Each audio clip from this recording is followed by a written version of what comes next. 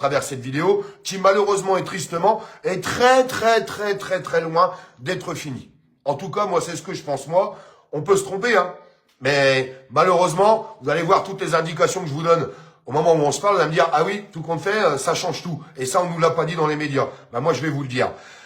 Les gens qui cherchent qui est le grand gagnant ou qui est le grand perdant, je vais répéter une chose. Les dirigeants, j'en ai rien à foutre.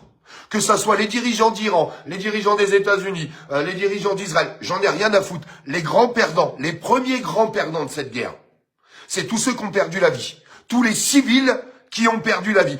De quel côté qu'ils soient. Que ce soit des Libanais, que ce soit les Iraniens ou que ce soit les Israéliens.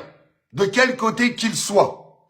En attendant, si on peut regarder un petit peu ce qui s'est passé, ceux qui ont eu le moins de pertes, parce que forcément leur pays est à 10 000 kilomètres, c'est quand même les États-Unis d'Amérique. Donc pour moi, les premiers grands perdants de tout ça, c'est tous ceux qui sont morts. Arrêtez d'aller chercher un grand gagnant dans... Ah non, c'est les dirigeants iraniens qui ont gagné, c'est les dirigeants américains.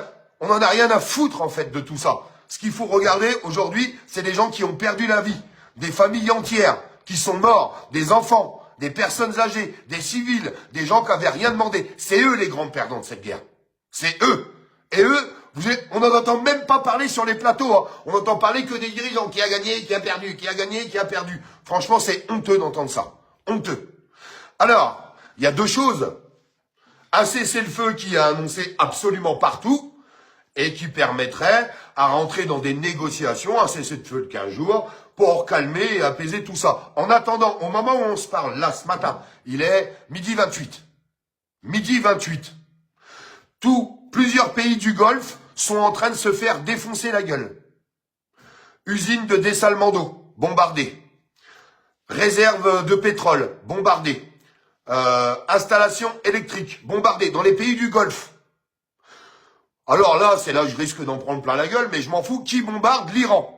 Qui ne respecte pas le cessez-le-feu à midi 28, au moment où on se parle? C'est l'Iran. Les dirigeants iraniens. Personne d'autre. Pour l'instant, il n'y a pas eu de missile de lancer. Faut dire la vérité.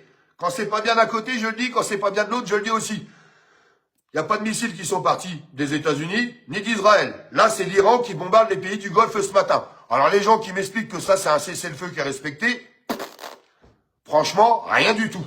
Secondo, les termes étaient quoi? Réouverture du détroit d'Ormuz. Et je m'en réjouis.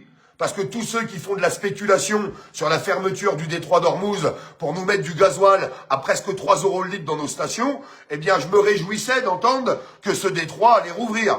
Faut s'en réjouir.